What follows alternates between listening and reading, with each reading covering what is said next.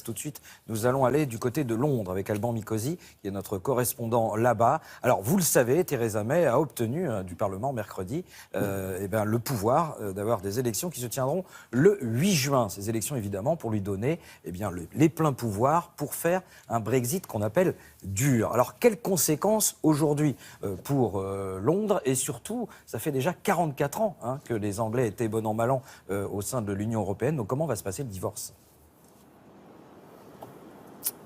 C'est la grande question, comment il va se passer ce divorce. Il va se passer sans doute de manière dure, pénible, parce que en 44 ans, on a tissé des liens, il va falloir les défaire. Vous savez, c'est un peu comme un divorce dans un couple. Le couple est installé depuis longtemps, il a fait des achats, il a fait un certain nombre de choses ensemble, et maintenant, il va falloir se séparer en faisant les comptes. Alors, ce que veut Theresa May, c'est un mandat clair pour un Brexit dur. Ce que veut l'opposition, c'est un Brexit beaucoup plus négocié doucement, pourquoi pas avec le maintien d'un certain nombre d'accords entre l'Europe et le Royaume-Uni, parce que c'est vrai que ça a toujours été compliqué. Je vous propose de voir ce reportage que nous avons fait avec Nick Busby et Anto Filippi. C'est sur les ruines de pays dévastés par la Deuxième Guerre mondiale que l'idée d'union apparaît avec un objectif unique, rendre la guerre désormais impossible, comme l'expliquait Winston Churchill. We cannot aim at anything less than the union of Europe as a whole. Mais Churchill ne veut pas d'un processus trop engageant. Il le dit à De Gaulle, entre l'Europe et les États-Unis, l'Angleterre choisira toujours le large, l'Amérique. Une confession qui convient parfaitement à De Gaulle. Être en paix avec les Britanniques, oui. Faire du commerce avec eux, d'accord. Les intégrer dans la jeune communauté européenne, non.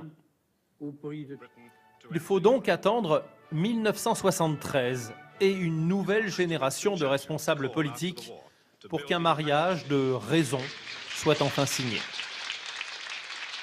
Le Royaume-Uni entre réellement dans le marché commun après un référendum déjà très disputé.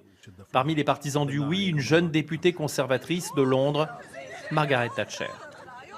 Quelques années plus tard, en qualité de Premier ministre, la même Margaret Thatcher sera pourtant une redoutable négociatrice.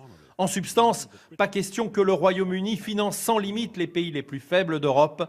La phrase est restée célèbre. Nous ne demandons pas de l'argent à l'Union, nous voulons récupérer notre propre argent. Cette doctrine, un pied dedans, un pied dehors, restera la ligne britannique. Oui à la suppression des barrières douanières, mais non à l'euro, la monnaie unique. Les Anglais conservent leur livre sterling. Oui aux échanges, aux coopérations, mais non à Schengen. Le Royaume-Uni contrôle les entrées sur son territoire.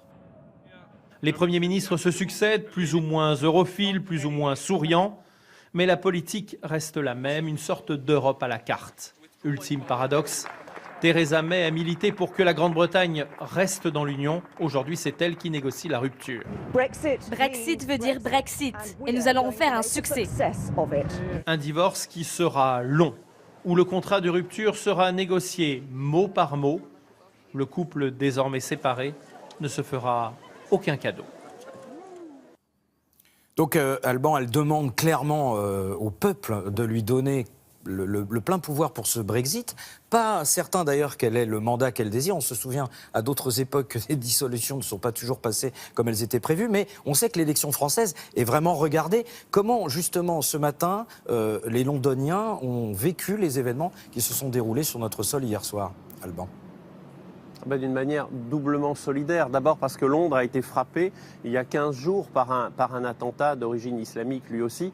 Et deuxièmement parce que les Anglais ont une relation très tendre avec la France, au fond, derrière l'amour vache qu'on voit parfois. Et depuis ce matin, effectivement, les chaînes anglaises, depuis hier soir, sont en édition spéciale. Et elles parlent de l'attentat de Paris, bien sûr. Un attentat qui intervient dans un contexte électoral qui était déjà très suivi. Parce que le vote que les Anglais vont faire va avoir, quelque part, ils vont regarder ce que les Français font, parce que ils ont voté le Brexit, et puis certains s'en mordent les doigts, ils se disent aujourd'hui, on attend de voir ce que les Français vont faire. Bref, on est très proche, profondément, et ce qui vient de se passer à Paris touche profondément les Londoniens et plus largement tous les Anglais. Merci Alban pour ces précisions en direct de Londres.